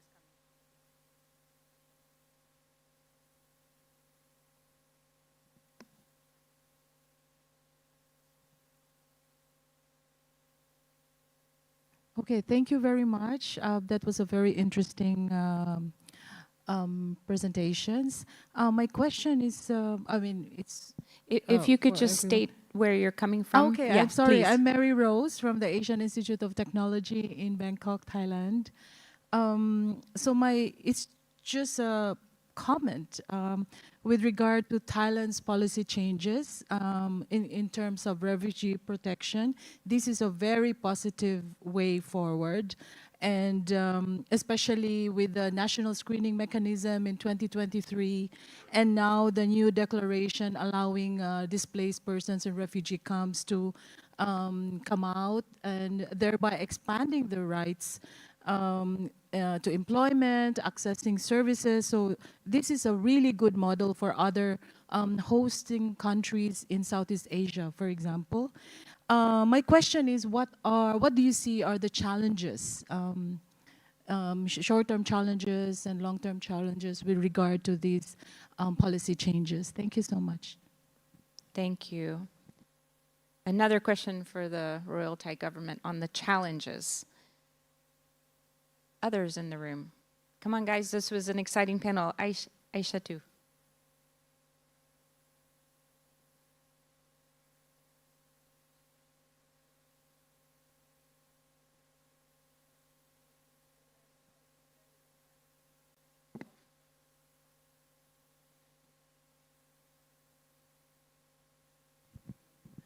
No. My name is Eyster. I'm from the World Bank UNHCR Joint Data Center. And just to say, this was a very insightful panel, no? So my question is also to the Deputy Permanent Secretary of the, sorry, Deputy, all the questions are coming your way. But no, just to echo what Sandra was saying, how important and bold of a move your, the policy that was enacted back in August 2025 has been. The royal government of Thailand decision to expand labor market access for refugees sets an important precedent in the region. And I was glad to hear from our colleagues from the Asian Development Bank, offering the platform for others to emulate down the line once we have much more evidence coming from this. So I wanted, since this is a research conference and our work is actually focused on that, I wanted to see whether, to which extent the design and implementation of these policies have benefited from global evidence or like the Thai own national data. And then looking ahead, since you talked about like implementation, looking at 10 years, what are some of the most critical knowledge and data gap that you feel remain, and how can the government, the researchers here, you heard Sandra offering already something that's been evaluated in Colombia, and practitioner generate the data that's needed to further support the implementation. And Maria Eugenia and Raouf, High Commissioner, Assistant High Commissioner Raouf, talked about also evaluating outcome, how important they are. To ultimately ensure that it benefits not only the refugees, but also more importantly, the host communities that where we're moving in. Thank you. Okay, thank you. Jerome. Need a microphone. Yeah, so we're gonna, Jerome, if we're gonna pause to let the Deputy Permanent, to allow for response to the question. Please go ahead. ครับก็ขอบคุณทุกท่านนะครับเกี่ยวกับคำถามที่ทางกระทรวงมหาดไทยนะครับได้ดำเนินการอยู่อย่างที่คุณลาอูฟได้พูดถึงเรื่องเราสามารถที่จะได้แชร์ประสบการณ์ร่วมกันนะครับในการที่จะรับฟังนะครับปัญหาหรือแนวทางที่เคยทำอยู่แม้กระทั่งที่โคลัมเบียเองก็ตามนะครับเราก็ยินดีนะครับอันไหนที่มันเป็น best practice เนี่ยเราก็ยินดีที่จะมาทำงานร่วมกันโดยการประชุมโต๊ะกลมในการแลกเปลี่ยนประสบการณ์ซึ่งกันและกันนะครับในเรื่องการท้าทายนะครับเรื่องแรงงานที่เราพยายามที่จะผลักดันสนับสนุนนะครับให้ผู้ที่อยู่ในแคมป์ได้ออกมาทำงานแต่ท่านอย่าลืมนะครับว่าบุคคลเหล่านี้เนี่ยอยู่ในแคมป์มา40 กว่าปีไม่เคยทำงานมาก่อนความยากลำบากเนี่ยจากการรับอย่างเดียวกับการออกมาทำงานถ้าพูดตรงๆเลยถ้าเป็นสมัยก่อนไม่ออกก็ได้เงินได้อาหารได้ความช่วยเหลือเพราะฉะนั้นเหล่านี้เนี่ยทำให้หนึ่งก็คือปัญหาของตัวผู้หนีภัยจากการสู้รบเองนะครับอาจจะไม่ได้ต้องการที่ออกมาทำงานด้วยตัวเองอย่างแท้จริงนะครับเพราะฉะนั้นแล้วเนี่ยตรงนี้ต้องเรียนเลยว่าปัญหาแรกก็คือตัวผู้หนีภัยจากการสู้รบเราพยายามที่จะเฟ้นหาปัญหาอุปสรรคในทุกมิตินะครับไม่ว่าจะเป็นลงพื้นที่ด้วยตัวเองสัมภาษณ์กับตัวผู้หนีภัยจากการสู้รบหรือเชิญผู้ที่กำกับดูแลในแต่ละพื้นที่เนี่ยพูดคุยว่าปัญหาอุปสรรคคืออะไรถ้าท่านไปทำงานในสถานที่ห่างไกลเกินไปแน่นอนครับการไปทำงานไปได้เฉพาะคนที่ต้องใช้แรงงานเท่านั้นไม่สามารถนำครอบครัวออกไปได้ในเบื้องต้นก่อนนะครับนโยบายในเบื้องต้นเนี่ยเราต้องการให้คนทำงานเพื่อที่จะได้เงินแล้วส่งกลับมาดูแลคนที่อยู่ในแคมป์อนาคตข้างหน้าเนี่ยนโยบายเราเปลี่ยนแน่นอนนะครับถ้าท่านไปอยู่แล้วไม่มีปัญหาในเรื่องของสภาพแวดล้อมท่านอยู่ได้มีรายได้มีความปลอดภัยเราก็ยินดีที่จะให้ท่านนำครอบครัวออกมาแต่ในเบื้องต้นนะครับเป็นจุดเริ่มต้นเมื่อปีที่แล้วเองนะครับแต่อย่างไรก็ตามเนี่ยตัวเลขที่ออกมามันน้อยเกินไปนะครับปัญหาก็คือความไม่รู้ภาษานะครับผมพูดได้เลยว่าคนในแคมป์ส่วนใหญ่ไม่สามารถพูดภาษาไทยได้แต่ผมมั่นใจว่าทุกคนในแคมป์ตลอดระยะเวลา40 ปีเนี่ยฟังภาษาไทยเข้าใจแต่อย่างไรก็ตามในการใช้แรงงานไม่ได้จำเป็นที่จะต้องพูดภาษาไทยได้เหมือนแรงงานจากประเทศเพื่อนบ้านไม่ว่าจะมาจากเมียนมาไม่ว่าจะมาจากกัมพูชาก็พูดภาษาไทยไม่ได้งั้นการทักษะการใช้แรงงานไม่ใช่อุปสรรคอันที่สองคือไม่มีทักษะในเรื่องของแรงงานตามที่นายจ้างต้องการอันนี้มีความจำเป็นมาก นะครับเพราะปกติแล้วอยู่ในแคมป์ก็คงทำได้แค่เรื่องการเกษตรบ้างนะครับส่วนใหญ่ก็รับเงินรับอาหารรับความช่วยเหลือเพราะฉะนั้นแล้วเนี่ยตรงนี้เรื่องการอัพสกิลเป็นเรื่องสำคัญกระทรวงมหาดไทยเนี่ยเชิญส่วนราชการที่เกี่ยวข้องนะครับไม่ว่าจะเป็นทางแรงงานก็ดีว่าเราจะช่วยเขาอย่างไรการที่นายจ้างต้องไปหาผู้ใช้แรงงานถึงแคมป์มันยากลำบากมากนะครับถ้าเราไม่มีเอกสารเรซูเม่แนะนำตัวว่าคนนี้อายุเท่าไหร่เพศอะไรมีความสามารถพิเศษอะไรมันยากที่นายจ้างไปเจอปุ๊บจะตัดสินใจเลือกเลยเป็นไปไม่ได้เพราะฉะนั้นแล้วเนี่ยเราจะพยายามทำเรซูเม่ให้เขาเพื่อส่งเข้าไปในระบบอิเล็กทรอนิกส์นายจ้างเปิดดูเบื้องต้นถ้าสนใจนะครับก็นัดเลยเราจะมี Job Fair นะครับ Job Matching ต่างๆที่จะนำนายจ้างเนี่ยไปเจอที่จังหวัดแต่ไม่ต้องเข้าถึงแคมป์เราจะนำผู้หนีภัยจากการสู้รบเนี่ยมาเจอนายจ้างด้วยตัวเองเพื่อง่ายต่อการเข้าถึงนะครับเพราะฉะนั้นแล้วปัญหาสักหลายอย่างเนี่ยเราก็ต้องบอกว่าลองผิดลองถูก40 ปีไม่เคยออกมาเมื่อออกมาแน่นอนปัญหาเยอะมากนะครับเราก็พยายามที่จะแก้ปัญหาเหล่านั้นด้วยตัวเองออกนโยบายต่างๆแม้กระทั่งแรงจูงใจในการทำบัตรคล้ายบัตรประชาชนที่เรียกว่าบัตรกำหนดสถานะทางทะเบียนที่ไม่ใช่บัตรสัญชาติไทยเพื่อให้เขามีตัวตนในสังคมสามารถที่จะไปเปิดบัญชีธนาคารได้อย่างที่เรียนสามารถที่จะลงทะเบียนโทรศัพท์เคลื่อนที่ได้เหล่านี้เนี่ยจะทำให้เขามีแรงจูงใจว่าเงินที่เขาเข้ามาก็จะมีบัญชีที่เขารองรับอยู่นะครับเพราะฉะนั้นแล้วเนี่ยเราจะดูเลยว่าปัญหาสักท่านคืออะไรบ้างบางคนไม่อยากทำงานนอกที่ไกลจากแคมป์ตัวเองเราก็พยายามหางานที่ลักษณะไปเช้าเย็นกลับเช่นแรงงานภาคการเกษตรนะครับเพราะฉะนั้นแล้วเนี่ยเราถือว่าท่านเป็นเสมือนหนึ่งแรงงานในระบบไม่ใช่นอกระบบเพราะอันนี้เรามีกฎหมายรองรับในการออกมาทำงานเรามีมติครม.เมื่อปีที่แล้วกระทรวงแรงงานก็ต้องออกในเรื่องของ SOP ที่เราทำ Master SOP ร่วมกันเพราะฉะนั้นแล้วเขามาแบบถูกต้องอะไรก็ตามที่มาไม่ถูกต้องเราก็จะทำให้มันถูกต้องทั้งหมดแม้กระทั่งการออกมานอกแคมป์ซึ่งถ้าพูดตรงๆเลยเราก็ไม่ได้เคร่งครัดถึงขนาดห้ามออกทุกวันนี้ถ้าไปเยี่ยมแคมป์ก็จะเห็นผู้หนีภัยจากการสู้รบเนี่ยออกมานอกแคมป์แต่อยู่ในพื้นที่เฉพาะตำบลในพื้นที่เท่านั้นนะครับแต่ถ้าท่านออกมาใช้แรงงานเนี่ยท่านสามารถไปในสถานที่ที่นายจ้างกำหนดได้เลยนะครับเพราะฉะนั้นแล้วเนี่ยปัญหาอุปสรรคต่างๆนะครับกระทรวงมหาดไทยได้พยายามแก้ไขปัญหามาตลอดแล้วก็หวังอย่างยิ่งว่าผู้ใช้แรงงานนะครับจะได้มีแรงจูงใจและอยากที่จะออกมาทำงานเพื่อใช้ชีวิตให้เป็นปกติสุขไม่ใช่เรื่องหลักมนุษยธรรมในการรับอย่างเดียวแต่อยากเห็นการพึ่งพาตัวเองแบบยั่งยืนนะครับเพราะฉะนั้นเรียนยืนยันว่ากระทรวงมหาดไทยจะดำเนินการเหล่านี้ให้เป็นรูปธรรมโดยความช่วยเหลือของ UNHCR โดยความช่วยเหลือขององค์กรระหว่างประเทศนะครับอย่างแน่นอนนะครับแต่ต้องเรียนว่าบุคคลเหล่านี้เนี่ยเป็นกลุ่มน้อยถ้าเทียบตัวเลขแล้วเนี่ยเป็นตัวเลขที่ไม่เกิน 5% ของแรงงานต่างด้าวทั้งหมด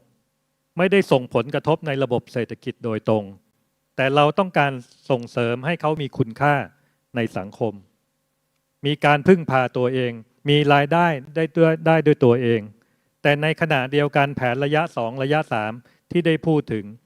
ก็ไม่ละเลยว่าวันหนึ่งคุณต้องมีชีวิตที่ดีขึ้นไม่ว่าจะไปประเทศที่3ที่ได้โควต้ามากขึ้นหรือแม้กระทั่งกลับไปสู่ประเทศมาตุภูมิของตนเองอันนี้เป็นความคาดหวังว่าแผนระยะสุดท้ายก็คืออยากเห็นเขามีชีวิตที่ดีขึ้นในบริบทที่เขาเคยอยู่นะครับขอบคุณครับ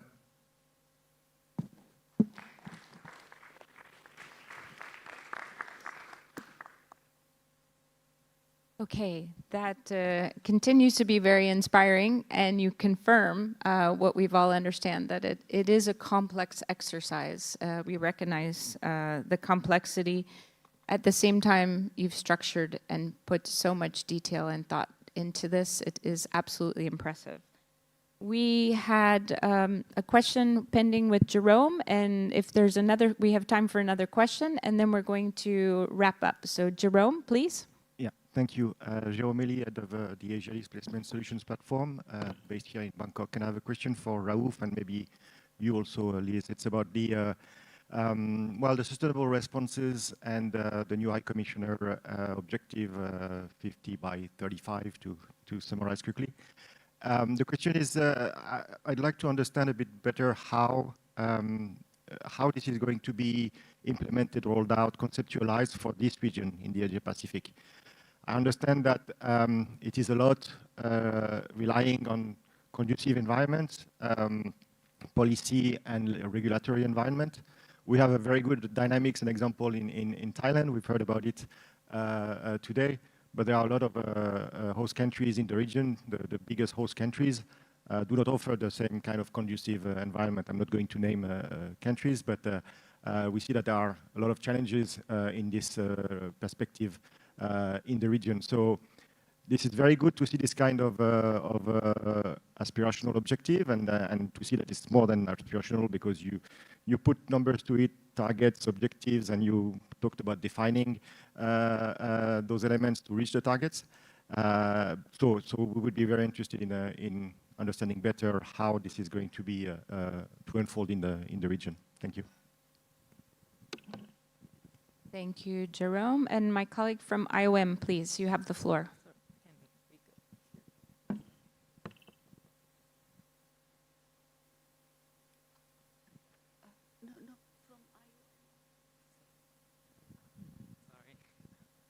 Thank you very much. This was a really inspiring panel. The question that I had was for Ananya, but I think also for some of the other speakers. And Ananya, you mentioned that the challenge of self-reliance also affects internally displaced people, not just refugees. And I was thinking that these are quite different challenges. For refugees, we're thinking about integrating an economically marginalized population. But for internally displaced people, they're often in contexts where the entire economy is affected, whether by conflict or by climate change.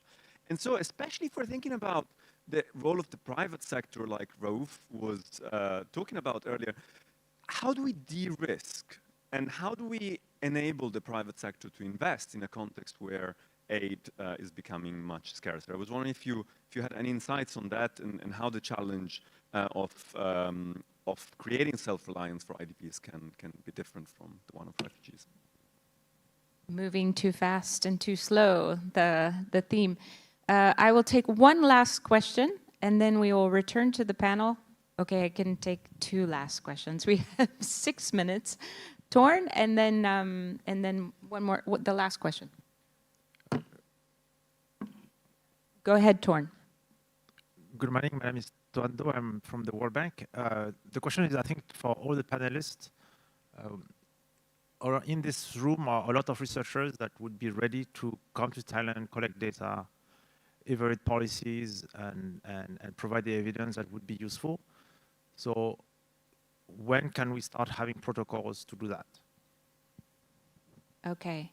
And then you just need a microphone. And I apologize because I don't have your name. If you could, yeah, here it comes. Just state your name, thank you. I'm Nuke from Indonesia, from National Research and Agency Indonesia. Just quick question. Would you, to Deputy Minister of Internal, would you give more information about the response of local community when the government empowered the displacement person for accessing to, because I think it's very important for me in Indonesia. We try to imitate your policy. And another thing is about the, is there any social cohesion happen in among the refugee and the local people? Thank you. Okay, Okay, I do need, we have 4 minutes left. I do apologize. There will be a chance to ask more questions. You know our panelists. So I encourage you to continue with your questions outside at the coffee break. I will pass to all the panelists if we could do a quick round of shared reflections, responses to the questions, but also reactions to one another's presentations. Ananya, I'll start with you, please. So briefly on the private sector question, if I understood it correctly, of course, if the whole economy is affected by internally displaced people or by a disaster or natural hazards, that does affect the investments, including by the private sector. So that's a wider question, actually, because in the ADB, we have something called the investment committee, which looks at each private sector proposal that comes for each country. We have our internal risk ratings. So depending on that, a private sector proposal will go through or not. For de-risking, we use things like concessional assistance, sometimes guarantee facilities, etc. So that's my answer in a brief nutshell, but it's a much wider topic, of course, to be pursued. And I think, again, I was just my reaction is that I was really impressed by the Thai example, and I look forward to learning more about it as we progress. I did feel that the numbers involved in the Thai example are relatively small. So when it translates into the millions, as we have in the Bangladesh case, the workability or the applicability of that is something that we will have to think about. But at least on a small scale, we are starting with 45,000 odd people that we saw in the example that was provided, and we really are excited about seeing where we go from here on this example. Thank you. Thank you so much. Maria Eugenia? Thank you very much. I think to me there are probably 3 main takeaways. The first thing is that in a context where we are struggling with resources, we really need to think about investment in the enabling environment. I think this is something that benefits all, that supports private sector creation. So thinking about elements that create enabling conditions for everybody, and remembering that displaced people are economic actors, right? And that they can create jobs, they can generate that private sector leadership that is needed in certain areas. And so bringing that lens into a conversation, I think is extremely important. And finally, I think just to reflect on how exciting it is that we have this objective. I think the objective will really be transformation, and I really look forward to see how that guides a lot of the data collection, the analysis, and the operational response. So again, thank you for having me, and it has been a pleasure to hear all these interesting responses and conversation. Thank you. Deputy Permanent Secretary.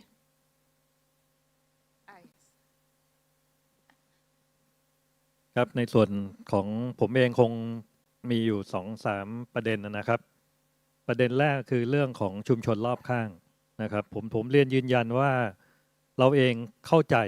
นะครับในฐานะที่ผู้หนีภัยจากสงครามเนี่ยมีความจำเป็นนะครับเรื่องหลักมนุษยธรรมเนี่ยเป็นเรื่องที่เราอยู่ในใจอยู่แล้วนะครับที่เราเองก็ต้องต้อนรับเขานะครับเพราะฉะนั้นแล้วเนี่ยชุมชนรอบข้างก็ยินดีที่ต้อนรับเขาแล้วก็มีกิจกรรมร่วมกันนะครับจริงๆแล้วทำให้ชุมชนรอบข้างนี่เจริญขึ้นด้วยมีการค้าขายไม่ว่าจะเป็นตลาดเล็กๆขายของไม่ว่าจะเป็นเรื่องของอาหารการกินเนี่ยมันก็เลยทำให้พื้นที่เนี่ยเหมือนอยู่ร่วมกันแบบพี่น้อง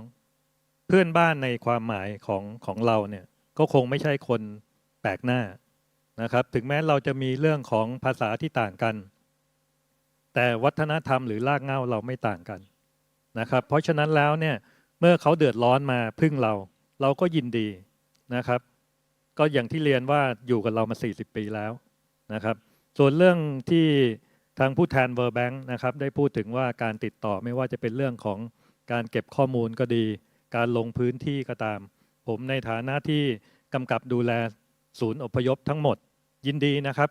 ไม่ว่าท่านจะไปสถานที่แห่งไหนหรืออยากจะได้ข้อมูลเพิ่มเติมกระทรวงมหาดไทยยินดีพร้อมให้ข้อมูลทุกเมื่อนะครับก็ต้องขอบคุณทุกท่านนะครับโดยเฉพาะนักวิจัยไว้ในโอกาสนี้ด้วยว่าเราต้องหาทางแก้ไขปัญหาร่วมกันนะครับถ้าเราคิดเฉพาะหน้านะครับโดยที่ไม่มองแผนระยะไกลเลยเนี่ยวันนี้40 ปีแล้วเมื่อไหร่จะจบนะครับถ้าเราไม่มีแผนมาสเตอร์แพลนชัดเจนนะครับเราก็จะปล่อยวันต่อวันวันต่อวันไปเรื่อยๆนะครับเพราะนั้นแผนของกระทรวงมหาดไทยเนี่ยชัดเจนแล้วก็อยากได้ความร่วมมือจากภาคีเครือข่ายด้วยนะครับไม่ว่าจะเป็นท่านทั้งหลายที่อยู่ในห้องนี้นะครับหรือความช่วยเหลือจากนานาประเทศนะครับรวมทั้งตัวเขาเองด้วยกระทรวงมหาดไทยรวมทั้งรัฐบาลไทยก็จะสนับสนุนให้เขาได้ใช้ชีวิตให้เหมือนปกติสุขนะครับแล้วก็มีความรู้สึกว่ามีความภูมิใจนะครับในการที่จะหาเลี้ยงได้ด้วยตัวเองด้วยเช่นเดียวกันครับขอบคุณครับ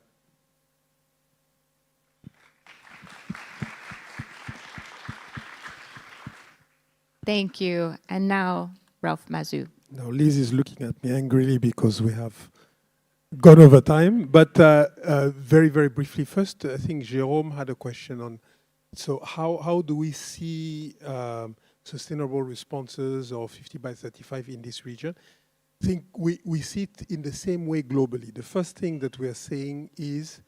and that's not just for UNHCR, that's not just for refugees, that's not, it's important to move away from open-ended humanitarian programs. We don't have the resources for that anymore, and therefore the response that we provide to any situation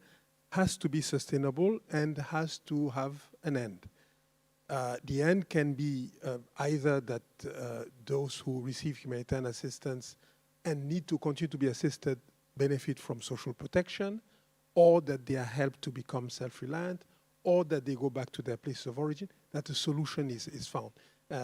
So there are cases, and you made reference to the situation in Bangladesh, where you have more than 1 million refugees, where it may take more time, but the objective and the vision should remain the same. That being said, and I think it was very clearly said by the Deputy Permanent Secretary, there are cases where humanitarian assistance is still needed, and we have to mobilize the resources for that,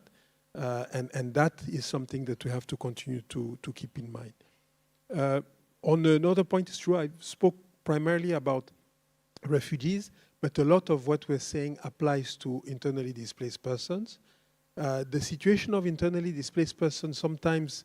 I mean, somebody said that there are cases where, I mean, it is expected that their situation would be less complex than refugees. It's not always the case, and I'm sure the colleagues from Colombia will confirm. Issues of long-term displacement, issues of not being able to go back to your place of origin, issues of violation of rights, which also affect internally displaced persons. So that vision of reducing the level of dependency and finding solutions has to apply to all. Very last point, on the point that was made by Thorn, I think, from the World Bank. I think now more than ever before, we know where research is required. And the work of the JDC is to direct research towards there. It's extremely difficult, and we've heard it from the Deputy Permanent Secretary, it's extremely difficult to shift from 20 years of humanitarian assistance to self-reliance. It has implications, social implications, economic implications, that has to be understood, that has to be studied, and then these results on this research have to be brought to government so that solutions are found. I think it was said earlier by, I think it was Maria Eugenia who mentioned that the issue now is to make sure that moving forward, research informs better decision-making and policy making. So that's what we need to make sure that we continue to push for. And again, that's the work and that's the role of the JDC. Thank you very much, and back to you, Liz. Okay, an excellent panel. We all agree. Wonderful questions from the audience. All of this is connecting up to the main themes of data and evidence. We have a lot of work to do. I'm extremely grateful for your wonderful interventions. And I'd like a round of applause to everyone for today's panel. Thank you so much.